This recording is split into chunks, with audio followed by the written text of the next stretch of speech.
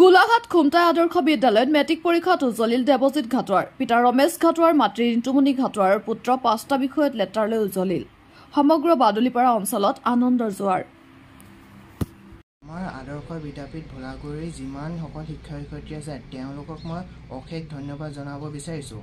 তেওঁলোকে মোৰ জীৱন পথত বহুত সহায় কৰিছে। তেওঁলোকৰ অবিহনে মই আৰু কৈ যাব নোৱাৰিলোহেঁতেন। তেওঁলোকে মোৰ এই জীৱন পথত HSLC পৰীক্ষা 5টা লেটাৰ পোৱাৰ সক্ষম কৰিছে মোক।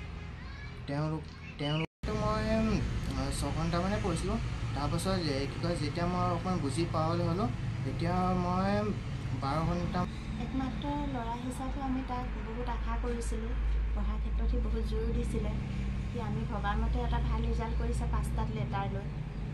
আগলৈও যাতে ইয়াতকৈ ভাল ৰিজাল্ট কৰে, ভালকৈ পঢ়ে, আমাৰ সেয়াই আশা তাৰ ওপৰত। এতিয়া কিমান ঘণ্টাকৈ পঢ়িছিলে? সি 10ৰ পৰা 12 ঘণ্টালৈকে পঢ়িছিলে।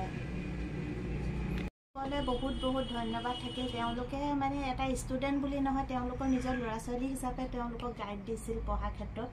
যেনেকৈ হওক স্কুলত পঢ়া সময়খনৰ বাদেও তেওঁলোকে ঘৰত থকা সময়তো ফোন কৰি বা আহি পেলাই খবৰ লৈছিল, উৎসাহ দিছিল সিহঁতক মানে পঢ়াৰ ক্ষেত্ৰত। পৰীক্ষাৰ সময়ত বহুত মানে তেওঁলোকৰ বহুত গুৰুত্বপূৰ্ণ অৱদান আছে এই ক্ষেত্ৰত। মানে তেওঁলোকক বহুত বহুত ধন্যবাদ জনাইছোঁ। বৰ্তমান ইমান ভবা নাই আৰু তথাপিও ভাবিছোঁ পৰাপক্ষত যদি হয় ভালকৈ মানে আদৰ্শতে আৰু 2টা বছৰ পঢ়াম বুলি ভাবিছোঁ।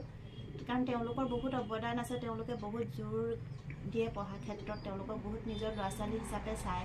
সেইখিনি চাই পেলাই মই ভাবিছোঁ আদৰ্শতে দিওঁ বুলি। তথাপিও ফাইনেল ৰিজাল্ট এতিয়ালৈকে একো পোৱা নাই বাৰু।